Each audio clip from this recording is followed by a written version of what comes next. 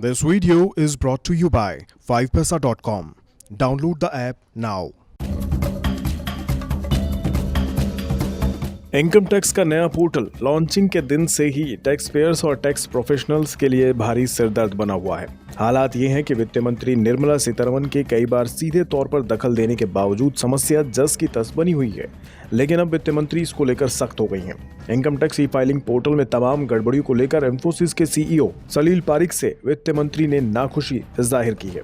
वित्त मंत्री ने सलील पारिक को ई पोर्टल की गड़बड़ियों को दुरुस्त करने के लिए 15 सितंबर तक की डेडलाइन तय कर दी है। 15 सितंबर तक इन्फोसिस को हर हाल में इनकम टैक्स ई पोर्टल को दुरुस्त करना होगा। Income tax e filing portal को इन्फोसिस ने तैयार किया है। साल 2019 में इन्फोसिस को next generation income tax filing system को डेवलप करने का काम सौंपा गया था।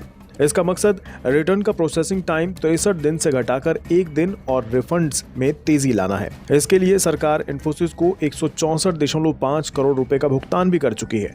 इनकम टैक्स विभाग ने इस साल 7 जून को इस नई वेबसाइट को लॉन्च किया था।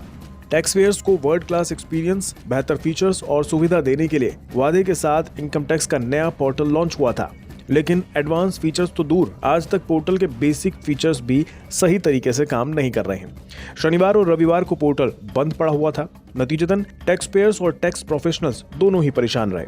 कहा जा रहा है कि ई फाइलिंग पोर्टल पर 90 अलग अलग तरह की परेशानियां आ रही हैं, जिसे जल्द दुरुस्त करने की जरूरत है। जैसे चालान नंबर वैलिडेट नहीं हो पा रहे हैं, document identification number auto populate नहीं हो पा रहे हैं, नई वेबसाइट पर फाइल किए गए TDS रिटर्न रिजेक्ट हो रहे हैं, फॉर्म 15 CACB फाइल नहीं हो पा रहे हैं, विवाद से विश्वास स्कीम का टैब काम नहीं कर रहा है, रिटर्न फाइल नहीं हो पा रहे हैं, रिफंड रीइश्यू रिक्वेस्ट फाइल नहीं हो पा रही है, इनकम टैक्स के 143(1) की इंटीमेशन ऑर्डर नहीं खुल रही है और ITR फॉर्म 3, 5, 6, 9 उपलब्ध ही नहीं है।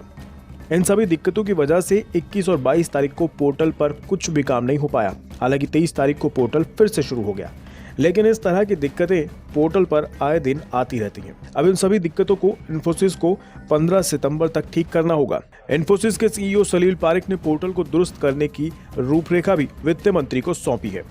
सलील पारिक ने कहा है कि वो और उनकी टीम पोर्टल सही से काम करे, इसके लिए सब कुछ कर रहे हैं। उन्होंने कहा है कि 750 से ज्यादा लोगों की टीम इस प्रोजेक्ट पर काम कर रही है और इन्फोसिस के COO प्रवीण राव व्यक्तिगत रूप से इस प्रोजेक्ट की देखरेख कर रहे हैं।